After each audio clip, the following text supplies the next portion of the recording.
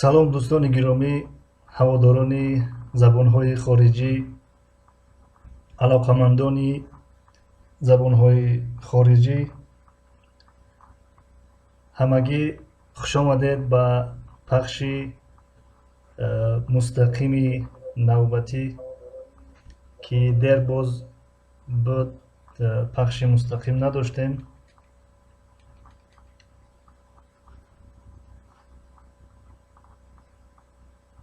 ва имрӯз тасмим гирифтаем дар бораи фоидаҳои забономӯзӣ ба шумо каме маълумот диҳем. бигем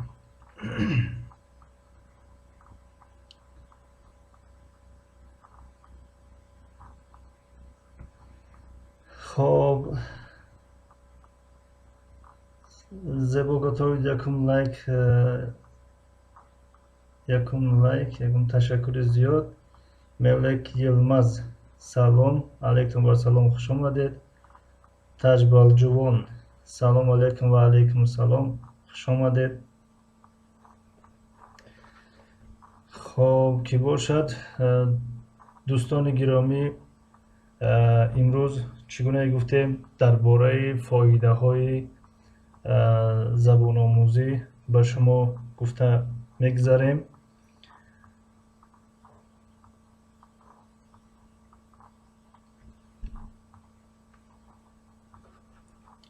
фоидаҳои забономӯзӣ, он чизе ки мо ҷустуҷӯ кардем, пайдо кардем то ҳол, яъне ададшон агар бигем бениҳоят аст, хато намекунем ва ё зиёда аз шояд ки 30-40 чӣ бошад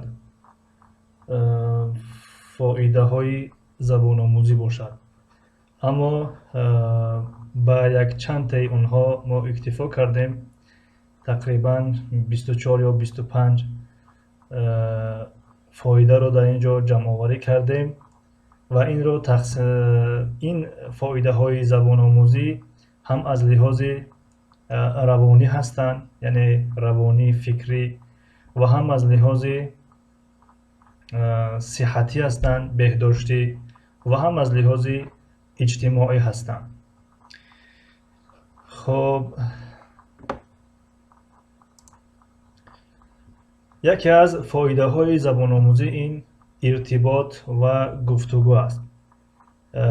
иртибот ва гуфтугӯ яъне чӣ? яъне ин ки вақте ки мову шумо як забонро меомӯзем, якумин фоида барои мову шумо ҳамин аст ки бо як шахси дигар, бо як миллати дигар, бо як қавм, бо як миллати дигар метавонем гуфтугӯ кунем, иртибот дошта бошем. ин якумин фоидаи забономӯзӣ аст ки мову шумо иртибот пайдо мекунем ба як миллати дигар ва гуфтугӯ мекунем бо як шахси дигар, миллати дигар, кишвари дигар. хоб дуюм фоидаи забономӯзӣ, забон яъне забони китоб аст. яъне дар байни қавс дидаиста бошем, яъне Қуръон навиштем, ин махсус барои забони арабӣ аст, ки касе ки забони арабиро аз худ мекунад, аллакай вай барои вай ин забон мусоидат мекунад ки Қуръонро чӯ кунад, бифаҳмад.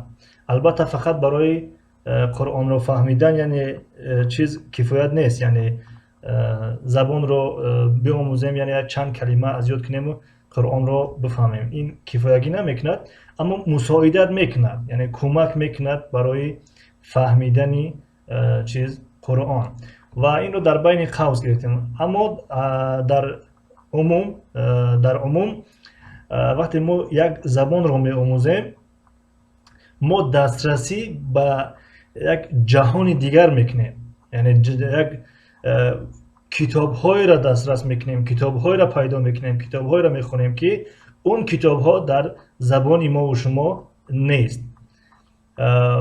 کتاب های علل خصوص کتاب های ساحه صاحبکاری، ساحه رشد انسانی، ساحه فکرانی در زبان تاجیکی کم دیده می شوند. وقتی یک انسان علل خصوص یک تاجیک وقتی که زبان روسی را می آموزد، زبان روسی را یاد می گیرد، الکی پیش وی کشاده می شود. یعنی تصور کنید که زبان روسی را یاد گرفت، الکی پیش وی شود که 15%، 20%، 30% کشاده شود. برای چی؟ به خاطری که به زبان روسی معلومات بیشتر است. یعنی اهمیت داده باشین در گوگل وقتی که به زبان روسی می نویسین کتاب ها را تیز می توانید پیدا کنین، اما به زبان تاجیکی خیلی کم است. خب این زبان روسی است که اینقدر شما پیدا کرده می توانید. زبان انگلیسی را اگر یاد بگیرین، چی؟ زبان انگلیسی را وقتی که یاد گرفتین، شما تصور کنید که تمام کتاب های روی عالم را پیدا کرده می توانید. خب یعنی اگر کسی داند، یعنی یک کتابی هست با نام به زبان انگلیسی Rich Dad and Poor Dad، یعنی بدنی پاپا ای بگاتی پاپا. این کتاب در زبان روسی ترجمه شدگی هست، اما من ترجمهش با کتاب اصلی مقایسه کردم. یعنی بعضی چیزهای هست که از بگم که در کتاب اصلی هست در ترجمه نیست. بنابراین هر چیز را با زبان خودش اگر بیاموزیم، با زبان خودش اگر بخونیم، باز یک حلاوتی خوبتر دارد. نگاه کنید که همین یعنی پدر کمبغل و پدر مثلا بای این نام کتاب است، یعنی اما درباره تجارت گپ می‌رود، درباره بیزنس گپ می‌رود، درباره صاحبکاری است. همین چیز را ما اگر زبان روسی را دانیم، برای ما خیلی آسان است پیدا کردن این کتاب. اگر زبان انگلیسی را دانیم، باز به نهایت آسان است پیدا کردن این کتاب و خواندن این کتاب.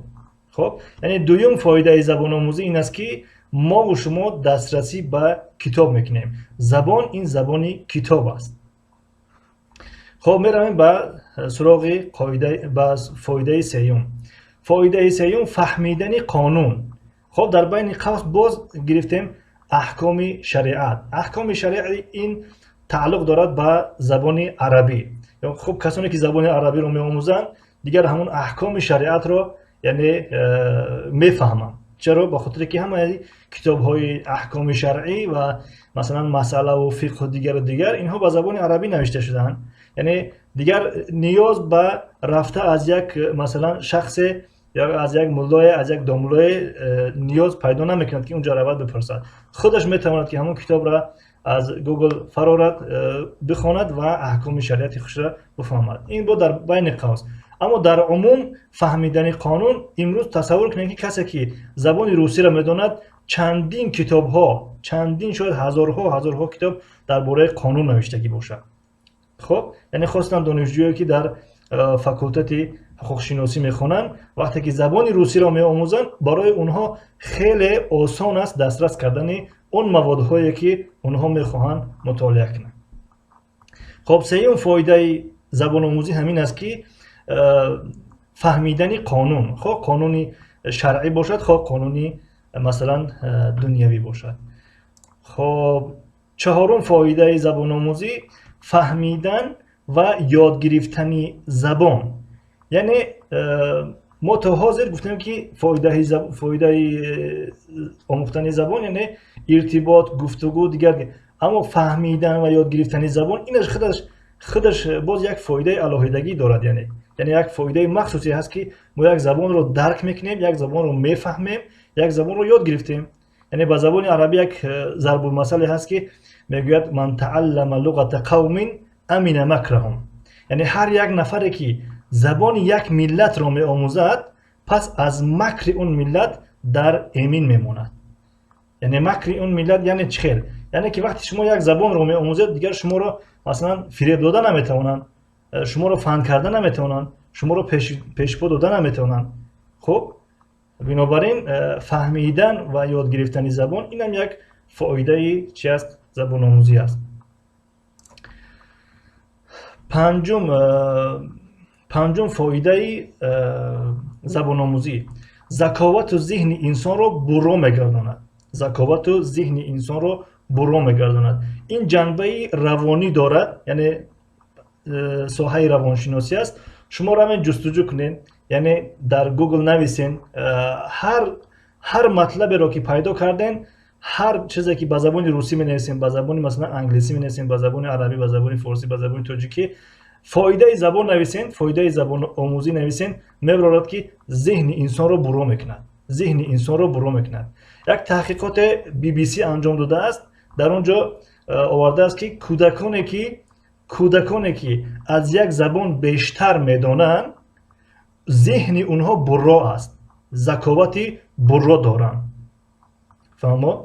یعنی کسانی که خوب از ما بزرگ هستند و صاحب فرزند هستند، اونها کوشش کنند که فرزندانشون رو از یک زبان بیشتر یاد بدهند. یعنی خب کسانی که مثلا خود در افیر باشن، خود در غیر افیر، خب اینجا دوستان نوشته هستن، معذرت در اخیر میخونیم کامنتاتون، این حال الهامون گم نشود، یعنی خونده رفتم گیریم. خب کسانی که فرزند دارن اکنون، یعنی فرزندای خودشون اهمیت بدن. فرزندی که یک زبان میدونه، زبان تاجیکی، ذهن و ذکاوت او رو نگاه کنید، و فرزندی که 3 زبان 4 زبان میدونه، ذهن و ذکاوت وی رو نگاه کنید چه خیلی است. یعنی از زمین تا آسمان فرق میکند. خب یعنی فایده ای از همه مهمی زبان آموزی این است که ذهن انسان رو برو میگرداند. و این چه خیلی گفتم تحقیقات انجام شدگی هست. و باز استاد دمیتری پتروف نیز این را ذکر میکند که یکی از فایده های زبان آموزی این فهم و ذهنی انسان رو برو میگرداند، انسان با ذکاوت میشود. خب میرویم به سراغ ششم فایده. ششم فایدهش یعنی آموختن یک زبانی نو انسان را با فرهنگ میکند. آموختن یک زبانی نو انسان را با فرهنگ میکند.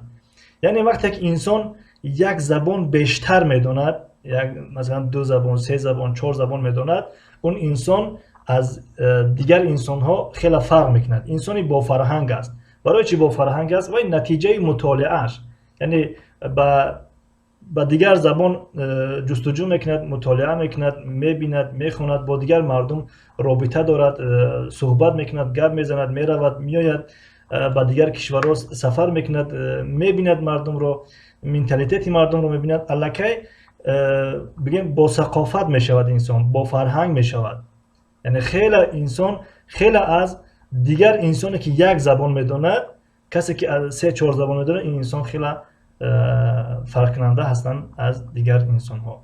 البته اینجا تحقیر برای اون کسانی نیست که ما اونها را پس زنیم که یک زبان میدونن اونها به فرهنگ، نه، این خیلی نیست. ما گفتیم که یعنی انسان رو با فرهنگ میگرداند، یعنی فرهنگش زیاد میگرداند. یعنی اگر با یک آموختن یک زبان، اگر انسان مثلا 80% با فرهنگ باشد، آموختن دوم زبان الکی اون رو 100% با فرهنگ میکند، سوم زبان 120% میکند، چهارم زبان همین خیلی دیگر مثلا. خب میرویم به سراغ هفتم، نگاه داشتن ذهن سالم. همین ذهن انسان را، یکی از فایده های زبان آموزی همین است که ذهن انسان را همیشه سالم میگرداند، همیشه یعنی در یک حالت بهداشتی سالمی نگه میدارد. یعنی چگونه که مثال آوردیم از بی بی سی و از استاد دمیتری پتروف و ده ها پژوهش دیگری هست که آموختن زبان ذهن انسان را سالم نگه می‌دارد، یعنی با بیمار شدن نمیماند، ذهن انسان را بیمار شدن نمیماند. خب هشتم فایده زبان آموزی، ترویج و ترغیب فرهنگ. وقتی که یک انسان از یک زبان بیشتر میداند، اون قادر به اون هست که فرهنگ خودش ترویج کند، فرهنگ خودش تبلیغ کند، فرهنگ خودش را به دیگر کس معرفی کند.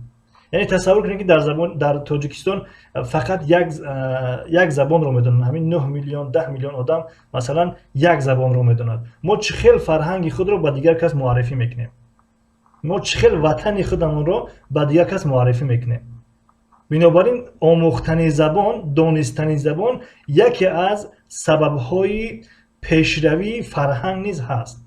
وقتی ما زبان رو می‌آموزیم، یک زبان رو دانستیم، ما چند درصد میتوانیم ملت رو معرفی کنیم به دیگر ملت ها به جهان.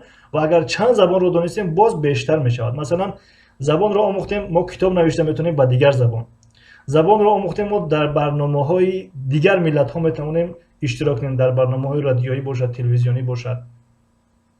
زبان رو آموختیم، ما به دیگر دولت سفر میکنیم، وقتی میپرسن شما از کجایی، میگیم از تاجیکستان. تاجیکستان چه خیلی است، تاجیکستان چی دارد، تاجیکستان اهالیش چند است، تاجیکستان مثلا مردمش چه خیلی مردم است. وقتی که اونها سوال میکنن ما معرفی میکنیم، ملت رو معرفی میکنیم. همین دانستنی زبان خودش الکن یا کنیم که ملت را به دیگر کشورها معرفی کردن شد. یعنی هشتم ترغیب و ترویج فرهنگ، فایده هشتم. و نهم انسان تحلیلگر می شود. تحلیلگر یعنی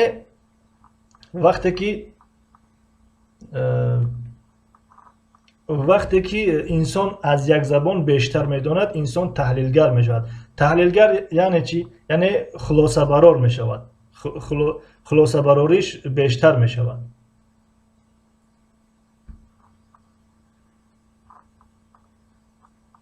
به فیلم افیر چسبیده است باشه یا که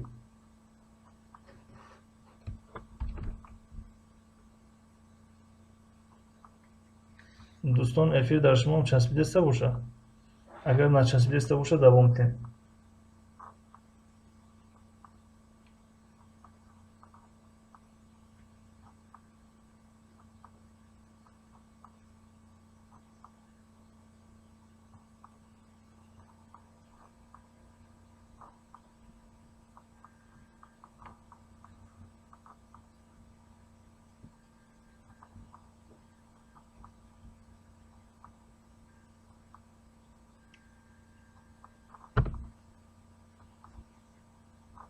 خب سوزه میگه نه؟ خب بهترین.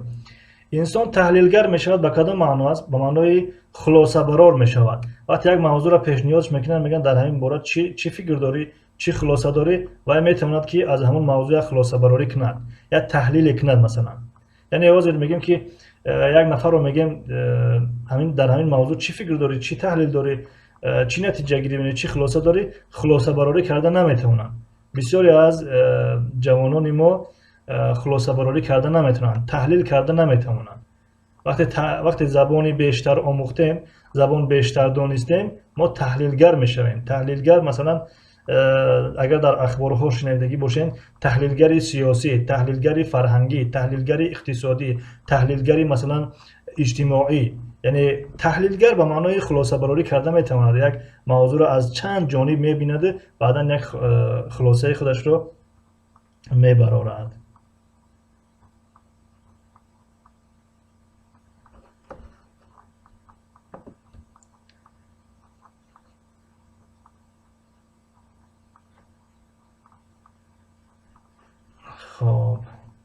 خب دهم فایده زبان آموزی. دهم فایده زبان آموزی داشتن ملکه های گوش کردن. یعنی انسان وقتی که از یک زبان بیشتر، از یک زبان زیاد می آموزد، چند زبان رو می داند، الکی ملکه گوش کردن او بالا می رود. یعنی یک انسان وقتی یک زبان رو می داند، چقدر گوش کردن می تواند، چقدر صبر گوش کردن دارد. وقتی یک انسان چند زبان رو می داند، الکی وی ملکه گوش کردن وی بالا می رود. یعنی با دقت‌تر گوش کردن وی بالا می رود، خوب گوش کردن وی بالا می رود. خب همون ملکه دیگر در تحت ملکه همه این کلمه های گفتگیمون می درآید. خب یازدهم فایده زبان آموزی قابلیت انجام دادن چندکاری. قابلیت انجام دادن چندکاری یعنی چی؟ یعنی انسان وقتی که چند زبان رو میداند، وی چند کار رو انجام داده میتواند. خب یک مثال عادی، یک انسانی که چند زبان رو میداند میتواند در عین زمان هم صاحب کار باشد، در عین زمان هم در سیاحت باشد، در عین زمان هم یک بگم که شرکت داشته باشد یا کارگران رو در شرکت قبول کند. یعنی با چند کار وای قابلیت دارد، یعنی قابلیتی همون انجام دادن چند کاریش بالا می رود. یعنی در یک روز میتواند چند کار را انجام دهد. مثلا وقتی یک نفر چند زبان رو میداند، میتواند در اینترنت جستجو کند. هم چگونه شرکت شدن با تاجیکی کم است این، اما با زبان انگلیسی به نهایت زیاد است که چگونه ما شرکت بکشیم، چگونه دنبال موفقیت شویم، چگونه صاحب کاری رو بگیم که دنبال بگیریم. یعنی وای در یک روز میتواند با زبان انگلیسی بیند، خب در تماس شود با خارجه، خب در داخل بگیم وطن میتواند که جای کار تشکیل کند و عین زمان کارگراش متابعتی داشته باشد. یعنی قابلیت چندکاری اون بالا می رود. خب 12 فایده زبان آموزی، شما بیشتر ایجادکار می شوید. ایجادکار با اون معنای مثلا ایجادکار به معنای شاعر وقتی که شعر ایجاد میکنه به معنای اون نیست. ایجادکار یعنی از پیش خود یک چیز ساختن، از پیش خود یک چیز ساختن. خب یک سوال عادی، نیا کنید وقتی که یک نفر زبان تاجیکی را فقط میداند، تصور کنید که چی کاری که در همون تاجیکستان است همون کار را انجام داده میتواند. اما وقتی یک نفر زبان روسی، ترکی، انگلیسی، عربی، فرانسوزی را میداند، تصور کنید که وای ایجادکار یعنی وای یک چیز را از پیش خود ایجاد کرده میتواند. یعنی انگلیسی خطی کریاتیو یک چیز را ساختن، از پیش خود یک چیز ساختن. همین کار چقدر رخ میدهد؟ با واسطه خواندن، با واسطه جستجو. خب زبان انگلیسی را بدونین، مثلا در گوگل می نویسین که چخیل مثلا گرمخانه شد، چخیل خانه ساخت، چخیل تجارت رو شروع کرد. همین با زبان انگلیسی هست، اما با زبان تاجیکی به نهایت کم است این چیزا. با زبان روسی هم خیلی هست، با زبان تاجیکی کم است. بنابراین کوشش کنین حداقل 2 زبان را آموزید. حداقل این کمترین است، یعنی کمترینش 2 زبان را آموزید. خاصتا در همین عصر پیشرفت، در همین عصر فناوری، یعنی با یک زبان زندگی کردن این شما را به پیش نمیبرد، برعکس به قفا میبرد.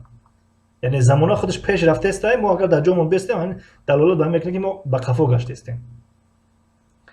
بنابراین شما اگر زبان انگلیسی را بدونید، زبان عربی را بدونید، زبان ترکی را بدونید، برای شما خیلی چیز آسان می شود ساختن همون چیز، بگم که ساز کردن همون چیز. خب 13 فایده زبان آموزی، بلند برداشتن قابلیت حل مشکلات. یعنی شما اگر چند زبان رو بدونید، شما مشکلات ها رو حل کرده می توانید. خب یعنی حل مشکلات، هر یک مشکلی که در زندگی پیش می آید همه اینها جواب دارد. یگان مشکلی نیست که به جواب نباشد، به حل نباشد. وقتی که مشکلی آمد در برابرش حل می آید. همه این مشکلی ها با خود راه حل دارند. راه حل اونها رو ما چخیل میابیم؟ وقتی که دانش داشته باشیم، وقتی که علم داشته باشیم. وقتی که ما زبان انگلیسی را بدانیم، می نویسیم در گوگل چگونه این مشکل را حل کرد. زبان روسی را بدانیم چگونه این مشکلات را حل کرد. یا نام همون مشکل را می نویسیم مثلا.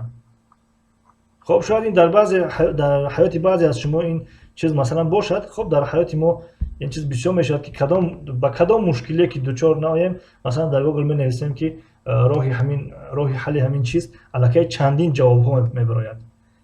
یعنی اگر مثلا با زبان روسی نوشتیم پیداش نکردیم، با زبان عربی می نویسیمش. با زبان عربی پیداش نکردیم، با زبان انگلیسی می نویسیمش. با زبان انگلیسی پیداش نکردیم، با زبان ترکیش می نویسیم. یعنی این امکان ندارد که در گوگل در همین زمان با یکی از همین 5-6 زبان جوابی یک مشکلات پیدا کرده نشود.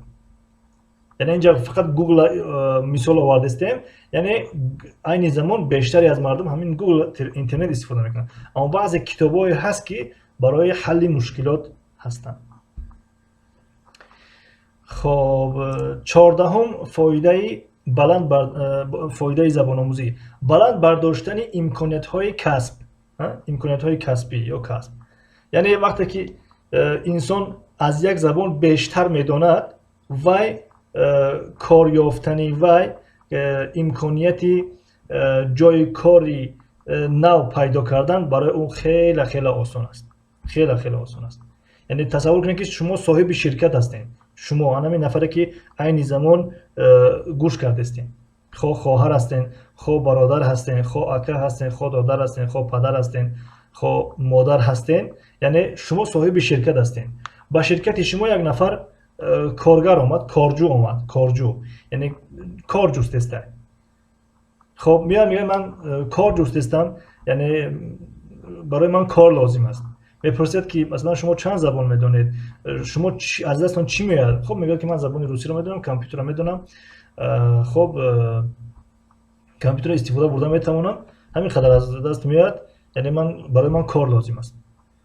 خب یک نفر دیگر میاد میگه من کار کوفتستم، من از دستم فتوشاپ میاد، از دستم برنامه ورد، پاورپوینت، اکسل، اکسس، خب این برنامه ها را میتونم استفاده برده و در برابر اون زبان انگلیسی را میدونم، زبان ترکی را میدونم، زبان عربی را میدونم، زبان روسی را میدونم.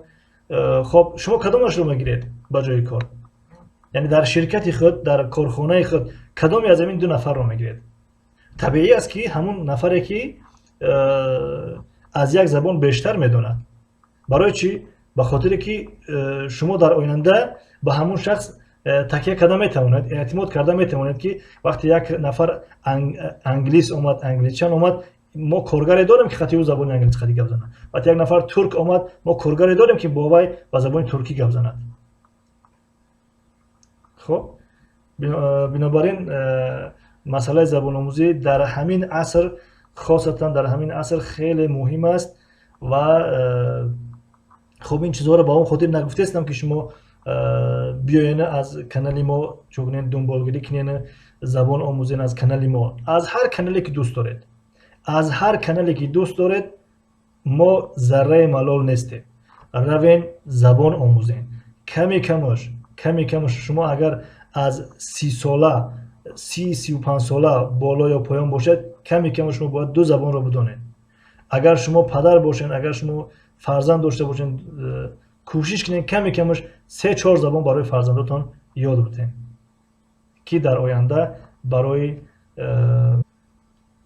حیات آیندهش خیلی مهم است. 15 فایده زبان آموزی، باوری و حس موفقیت خود زیاد می‌گردد. یعنی یک انسان وقتی که یک زبان رو می‌آموزد چند باوری دارد، وقتی دو زبان رو می‌آموزد چند باوری دارد. یعنی خودتون تصور کنید، یعنی با خودتون یک سوال که این چیز در حیات خودتون دیدگی باشین. و این چیز یک دکتر دیگر هم تاکید میکند، دکتر احمد حلت است یا حلت است، خب فارس زبان است، اون نیز تاکید میکند که وقتی انسان از یک زبان، اون روانشناس است، پسیخولوگ است، وقتی که میگه یک انسان وقتی از یک زبان بیشتر میدوند و باوریش به خودش زیاد میشود، وقتی دو زبان میدوند باز زیادتر میشود، وقتی سه زبان میدوند باز زیادتر میشود.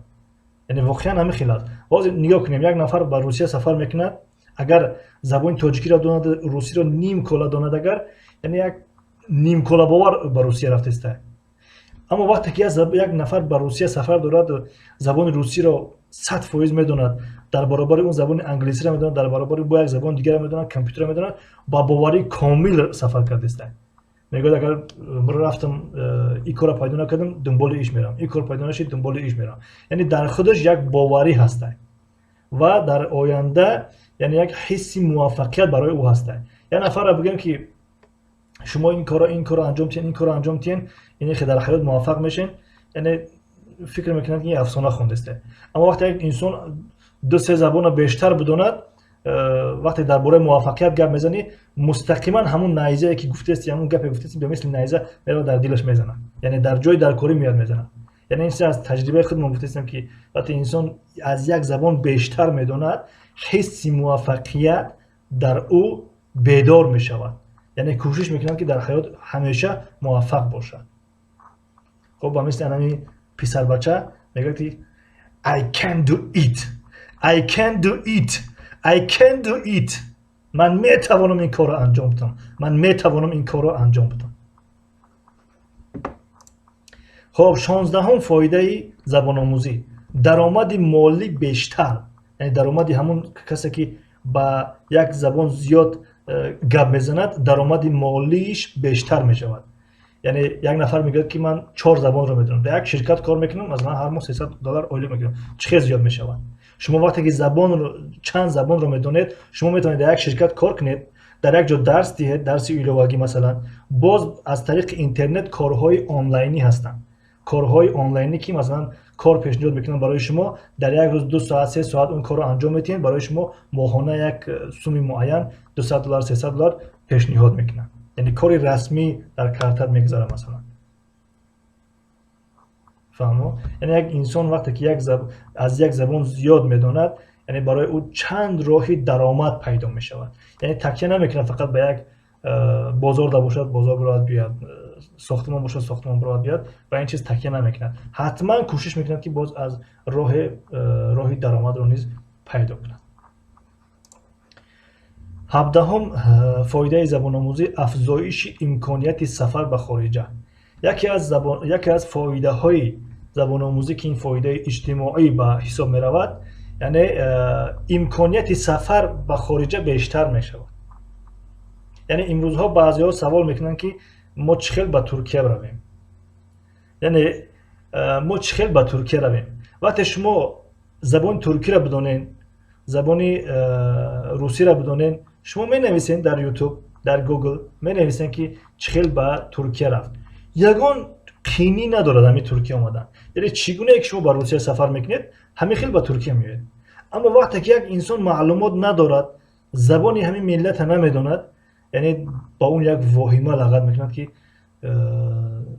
ویزا باشه ویزا نباشه، چند روز ممکنه باشه ایستادن اونجا رویم، چخیل میشه چخیل نمیشه.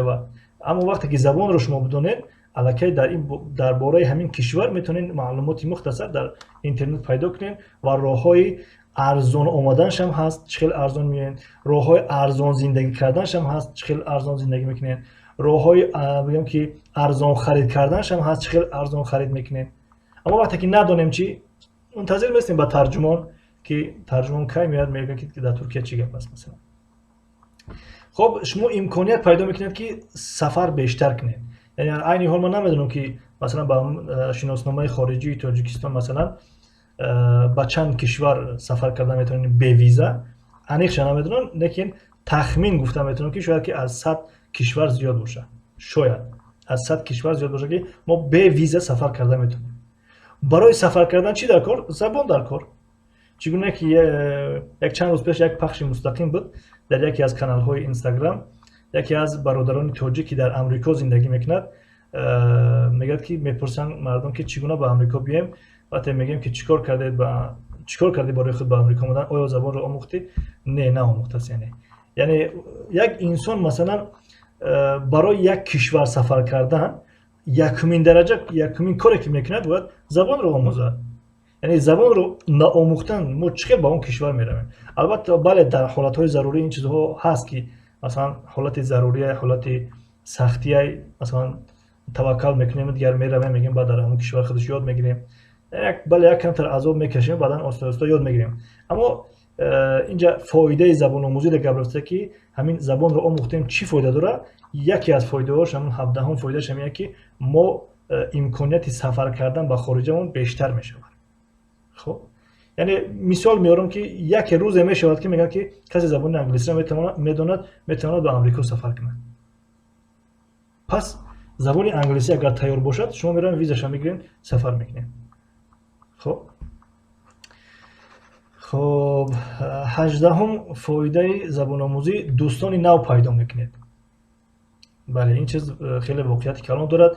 مثلا وقتی شما در مرکز زبان آموزی میخونید، الکی در اونجا با دوستانی نو شناس میشوین، از ملت خودمان باشه، اگر تاجیک باشه با دوستانی نو، اگر در خارجه خوانده باشین دیگر ملت با اونجا میان، مثلا زبان انگلیسی را چند ملت میخونن، با دیگر ملت شناس میشوین، و مثلا وای میپرسد فیسبوک و شما میپرسین واتساپ دیگر به همین طریق شما دوستان زیاد پیدا میکنین. خاصتا شخصی که از دو زبان زیاد میداند، الکی اینستاگرام، فیسبوک، دیگر همین سامانه های اجتماعی اون شخص را نگاه کنین، دوستانی بیشتر دارد. یعنی دوستانی داره که از چند ملت هستن، دیگر فقط تاجیک نیست در اونجا. خب 19 فایده زبان‌آموزی بلند برداشتن آگاهی و فهمش جهانی. یعنی یکی از فایده های زبان آموزی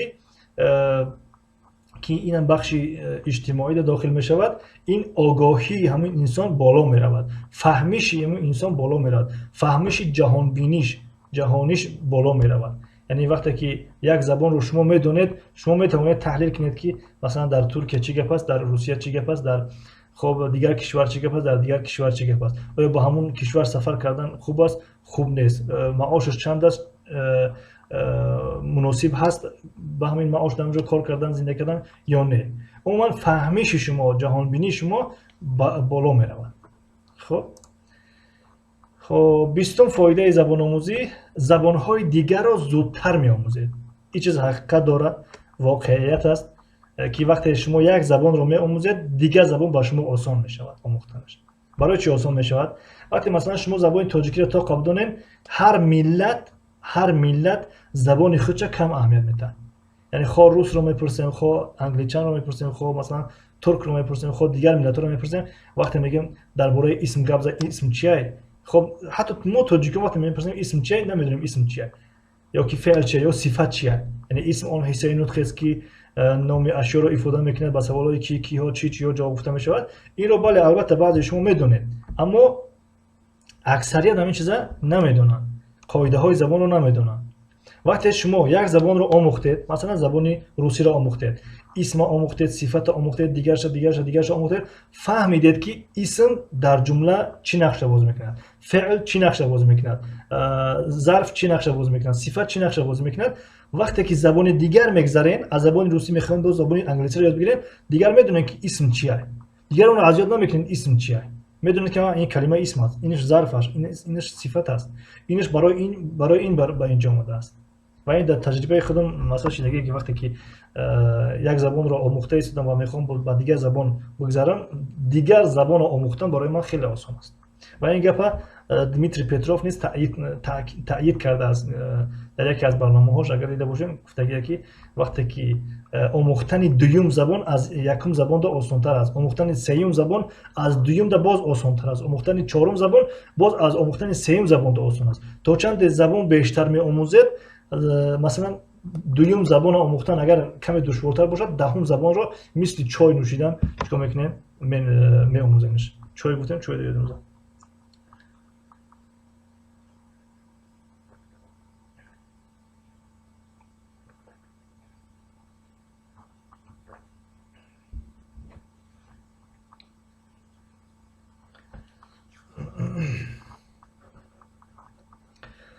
خب 21 فایده زبان آموزی، از کسلی زهایمیر. زهایمیر یک نام کسلی است، بیماری فراموش خاطری میگن، بیماری فراموش خاطری از همون در امین میباشید. یعنی یک بیماری هست که انسان فراموش خاطر میشه و مثل این که ما بیمار بشیم، دلمون در میکند، مثلا گرده در میکند، پا در میکند، سر در میکند، باز همین فراموشی خودش یک بیماری بوده است. همون نامی همون بیماری زهایمیر است. یعنی وقتی شما همین چند زبان رو می‌آموزید، از همون کسلی در امین میباشید. یعنی بعضی پیرانسالان مثلا خب همه ما و شما رو خداوند نگهدار باشد، در پیرانسالی فراموش خاطر میشوند. بنابراین یکی از فایده های زبان آموزی این است که ما و شما از کسلی زهایمیر انشالله که در امان میباشیم. خب 22 فایده زبان آموزی، محبت آموختن را به دست میآورد. محبت آموختن را به دست میآورد. یعنی وقتی شما یک زبان رو میآموزید، اگر دیگر چیز را آموختنی باشد برای شما آسان است. خب ماتماتیک میآموزید، خب کامپیوتر میآموزید، خب تاجیکی میآموزید، خب دیگر میآموزید، همون محبت همون چیز در دل شما میشینه. یعنی این چیز در یکی از کسانی که دویم در افیرهای ما میآید، خب نامشون رو نمیگیریم، الکی دیده میشود که وقتی که به یک زبان آمدن آموختن، یک زبان رو دنبال گرفتن، الکی میبینیم در چند چیزها الکی فعال هستند. هم در زبان انگلیسی فعال هستند، هم در زبان روسی فعال هستند، هم در زبان ترکی فعال هستند و هم در سوال جواب هایی که میکنیم فعال هستن. الکی محبت آموختن، محبت تعلیم گرفتن در وی جا شده است. فهمو؟ این چیز دختون تجربه کنین. یعنی کسانی که خب بسیاری شما در همین کانال ما میاید به خاطر آموختن میاید، دختون تجربه کنین. وقتی شما زبان انگلیسی رو آموختن اثر کردین، آیا به یگان چیز دیگه محبتتون زیاد شد، به آموختن زیاد شد یا که نشد؟ خب 23ام فایده زبان آموزی که این چیز به همه شاید که پسند باشد، تماشای فیلم های خارجی به ترجمه.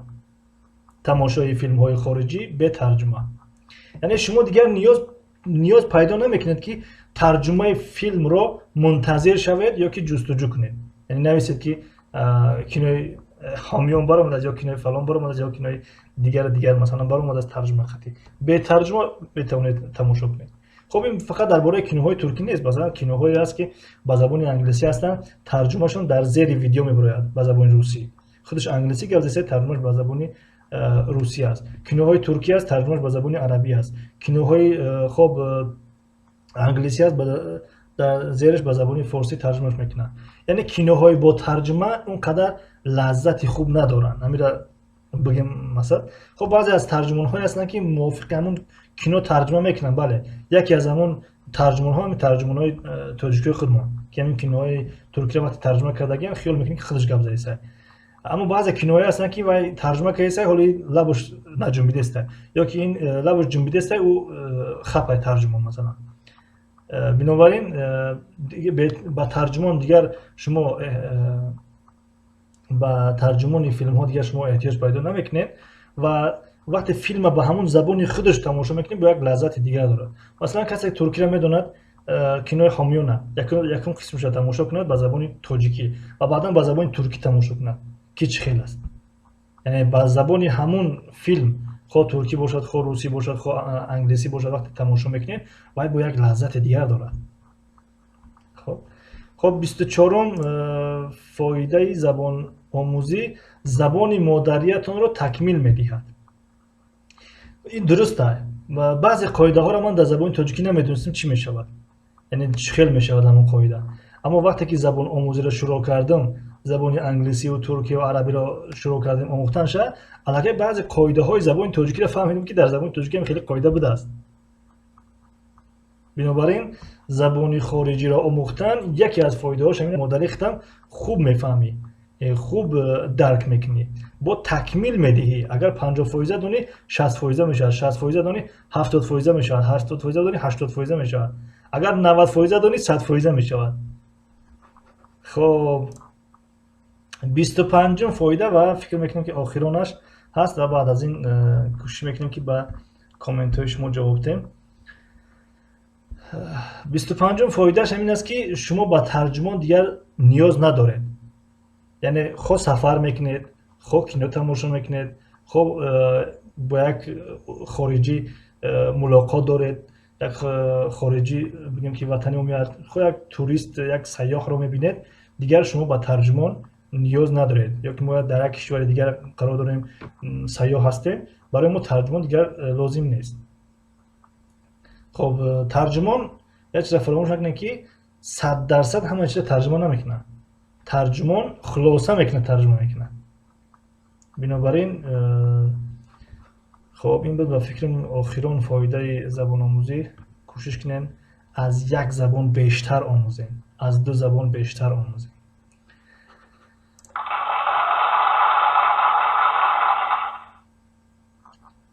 با همین بگم که فایده های زبان آموزی، خب فایده های زبان آموزی به نهایت زیاد هستند. من جستجو کردم، با زبان عربی جستجو کردم، با زبان انگلیسی جستجو کردم، با زبان ترکی جستجو کردم، زیاد هستند.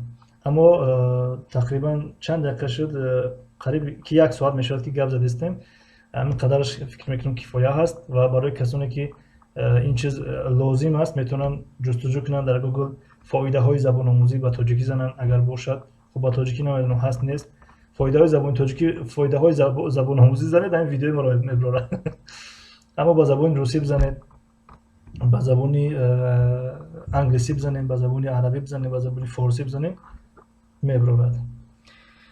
خب ташаккури зиёд, чуне ки дар инҷа навиштем, ташаккури зиёд барои иштирок ва тамошо. муваффақу муайяду сарбуланд бошен. акнун бо иҷозати шумо якчанд комменти шуморо мехонем ва ба ҳамин эфири имрӯзаро ба поён мерасонем.